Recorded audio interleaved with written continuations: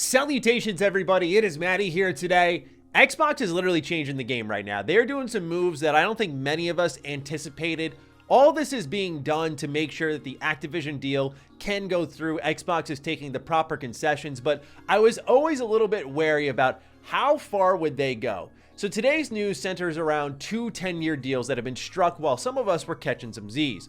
One is with Xbox and Nintendo. It's one that we've heard about before, but we're going to dig back into it again as they've announced that they've reached a 10-year agreement to bring Call of Duty to Nintendo platforms. Meanwhile, I think today's more significant news surrounds Xbox and Nvidia's new 10-year deal. This one states that Xbox is bringing their games to Nvidia's GeForce Now streaming service. This was done in response to the CMA's concerns about Xbox having a dominant foothold in the cloud gaming services, and so now they're trying to ameliorate that, and I am very keen to see how much further Xbox is going to go to get this deal through. So ladies and gentlemen, we have much to discuss today. If you are new here and you are into Xbox news and information, you're in the right place. Consider subscribing. Let's start off with big ol' Nintendo. This is a partnership we've been waiting a long while to see something develop out of it. And while we've heard of this before, this seems like it's possibly in the step in the direction that we were expecting, which is Xbox games coming to Nintendo. We'll see what that means as we read the fine print, but for now, this was announced through a tweet from Brad Smith, who is president at Microsoft, and he writes, "We've now signed a binding 10-year contract to bring Xbox games to Nintendo's gamers. This is just part of our commitment to bring Xbox games and Activision titles like Call of Duty to more players on more platforms." When you read the tweet like that, it sounds like Call of Duty is just one game of many heading to Nintendo. Meanwhile, let's read the actual deal itself, which was a part of this tweet, to see why it was focused around Call of Duty. Microsoft and Nintendo have now negotiated and signed a binding 10-year legal agreement to bring Call of Duty to Nintendo players the same day as Xbox, with full feature and content parity, so they can experience Call of Duty just as Xbox and PlayStation gamers enjoy Call of Duty. We are committed to providing long-term equal access to Call of Duty to other gaming platforms, bringing more choice to more players and more competition to the gaming market.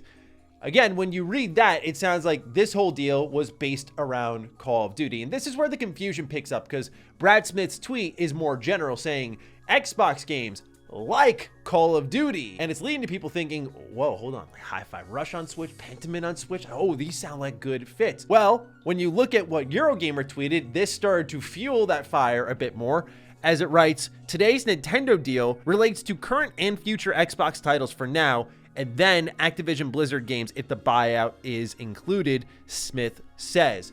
The reason the press is reporting on this is because all this went down as Xbox stood on the precipice of a hearing where they were going to state their case and swing big, because the CMA was pretty much saying you have to divest parts of Activision Blizzard if you want this to go through. So Xbox had to concede quite a bit, as we've seen, and they also had to make their case clear as day that, hey, we are not the leading market here. We need Activision games. So when you look at what's been said so far, you'd think Xbox games are coming to Switch, but then Christopher Dring, who works at gamesindustry.biz, posted this clarification saying, "Just to clear up any confusion, the Nvidia agreement is for all Xbox games that are on PC plus Activision Blizzard titles if the deal goes through.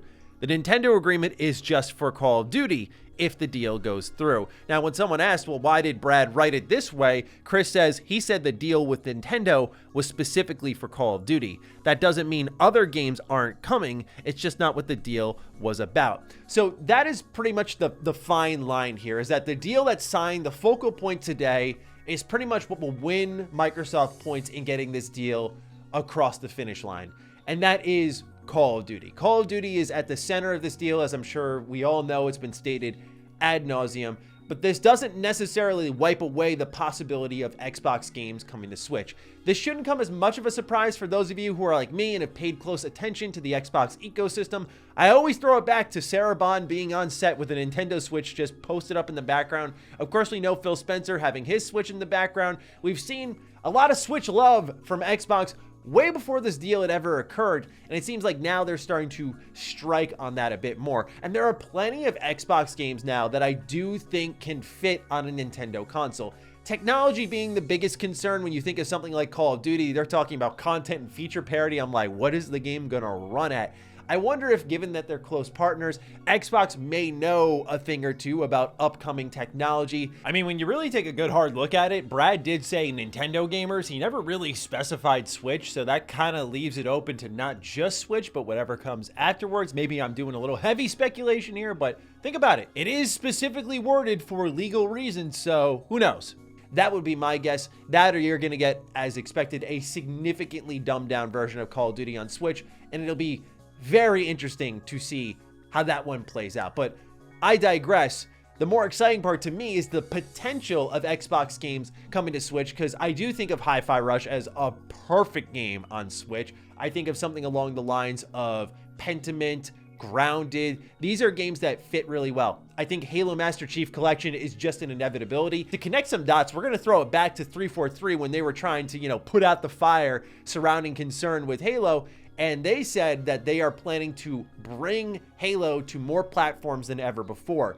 So that timing with now what Brad Smith's saying, with the fine line being like, yeah, it's Call of Duty, like that's the focus first and foremost, but it doesn't really negate the idea that other Xbox games can come to the platform. I can't help but think Halo Master Chief Collection is probably up first, and that would be significant. Of course, I think with Nintendo, the thing that makes the most sense is a probably curated version of Xbox Game Pass. That's something I imagine Xbox really wants, and given that they're willing to give their PC library of games that, by the way, are allowed to be a part of Nvidia's service over to Nvidia, as we'll talk about momentarily, I just feel like they're willing to do anything at this point to get the deal through. And quite frankly, this will be awesome for gaming. As I've always said, I'm for the barrier breaking. Whether the deal goes through or not, I love the idea of seeing these companies interact and make gaming a really cool place.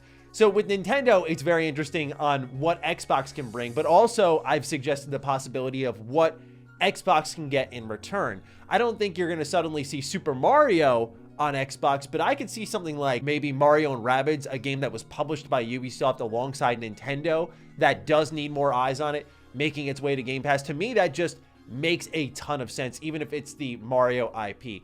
Nintendo would clearly have the definitive say in that, but I think that's something that would benefit them, where it's not the major like Mario Odyssey. There are many more options, like Astral Chain, I think is an excellent fit over on Xbox. It's a game that I think desperately needs more eyes on it. I love Nier Automata, but I think Astral Chain is legitimately the best game that Platinum has made. So there are plenty to pick from, but point being, this partnership is extremely exciting just when you think about Call of Duty, but also what could come of it.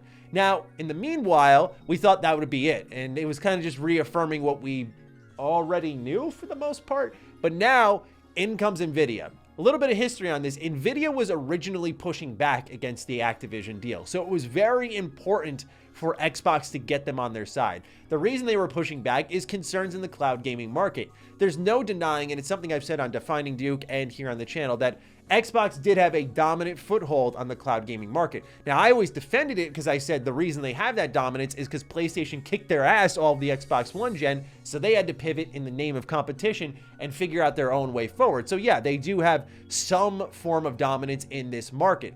But Nvidia was like, well, we don't want them to have complete dominance. We want to be able to have a piece of the pie. So what can you do for them? And now you're starting to see these companies really twist some arms to see what they can get out of it. And Xbox, they gave it all up, man. They really did. So let's get to reading about this 10-year deal with Nvidia, where Phil Spencer posts on his Twitter account the following.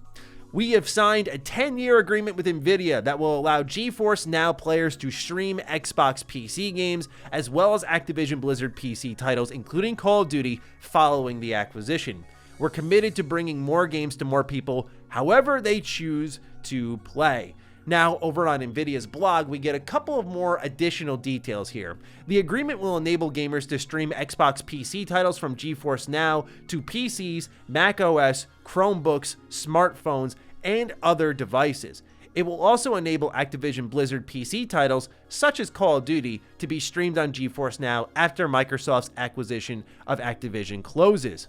The partnership delivers increased choice to gamers and resolves Nvidia's concerns with Microsoft's acquisition of Activision Blizzard. Nvidia, therefore, is offering its full support for regulatory approval of the acquisition. Microsoft and Nvidia will begin immediately to integrate Xbox PC games into GeForce Now so that GeForce Now members can stream PC games they buy in the Windows Store, including third-party partner titles where the publisher is granted streaming rights to Nvidia. Xbox PC games currently available in third-party stores like Steam or Epic Games Store will also be streamed through GeForce Now. This is significant. As someone who is using my Logitech G Cloud gaming handheld a ton, I actually just found this cool PS Play app. It's third party, but I've been playing my PlayStation 5 through it. This device rocks, and now GeForce Now is a part of that device. It comes built into the system, and it works really well. I played some of A Plague Tale Requiem on it, and it was fantastic. So for me, seeing more GeForce Now support is really, really exciting. Like, I think this is a kind of quietly underrated service, and when you look at all the other streaming services inside the games industry, I think this is the best competitor to what Xbox's cloud gaming division is doing. It works extremely well. My biggest critique of it is the time for games to load up takes a while. It's very underappreciated what Xbox has done, where when you click play, if you have decent internet, like, it's up in a flash and it works just right. Especially again on the Logitech G Cloud gaming handheld. I mean, it is beautiful. I cannot express it enough how good cloud gaming is when a device is built with these apps in mind versus when it's integrated in the aftermath, like something with the Steam Deck, which I still love, but my God, man, love that Logitech device. Now, when it comes to Nvidia here, this is a big deal because they have now managed to take someone who is against the deal, concede, and then win them over so much so that they're going to put on their blog, we now approve of this deal and would like it to go through because we got what we wanted. Now, as it stands, following this hearing, it's been reported that PlayStation is naturally still against the deal. And I think it's going back to what this conversation started as, which is what can these companies get out of Microsoft with this deal? We're talking about the biggest acquisition in gaming, and everyone's going to try to twist their arm to get something out of it if they can, as in standing against it until they can get something. So it's interesting to see Google, originally a cloud gaming competitor, suddenly standing up against it. Valve has been in support of it, again, because Xbox had agreed to bring games continuously over to Steam, which wasn't too surprising. So they've been for it, so they had no reason to stand against it. Everyone's out for their own interests right now. So to see Nvidia stand down and go, we back this deal, is huge. Alongside this, Xbox shared market data, embarrassing market data, might I add, but it's because they're trying to play the weakling on their back, just completely vulnerable in that one day they can go away and they don't have Big Daddy Microsoft in their back pocket, by saying that in Europe, the console market share between Xbox and PlayStation is 80-20 in PlayStation's favor, and in Japan, oh my God, man, it's 96-4 in Sony's favor. I saw that number, I was like, holy smokes, man. That's some serious neglect in that region there. Now, we're seeing Xbox pick things up in Japan gradually, but holy smokes, 96-4 is some serious dominance in that region. It's no wonder PlayStation's like, yeah, we're pulling out of this area and we're going to go support the West, because they're just like, we pretty much have won Japan over almost entirely. Xbox shared all this information again to try to went over the fact that they should not have to divest part of the companies. You remember last week we talked about how the deal could have been going a little bit south, and it was starting to feel like it was on some uneasy ground, as I defined it, where Xbox and Activision were trying to fight tooth and nail for this deal, but the CMA came in and cracked down and said, you may need to divest parts of Activision Blizzard, aka keeping King but selling off Activision and Blizzard, or keeping Blizzard but selling off the Call of Duty IP, and so on and so forth.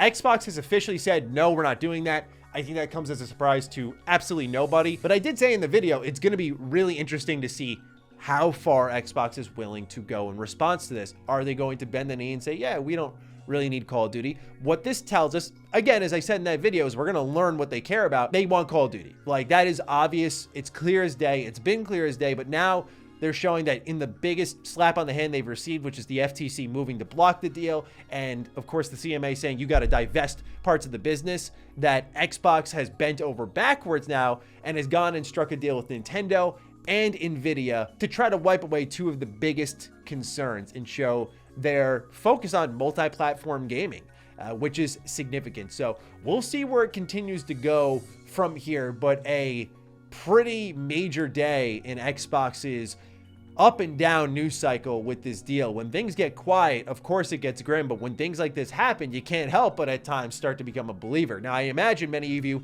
have that question for me, given that last week I was talking about the deal and I was asking, is it going south?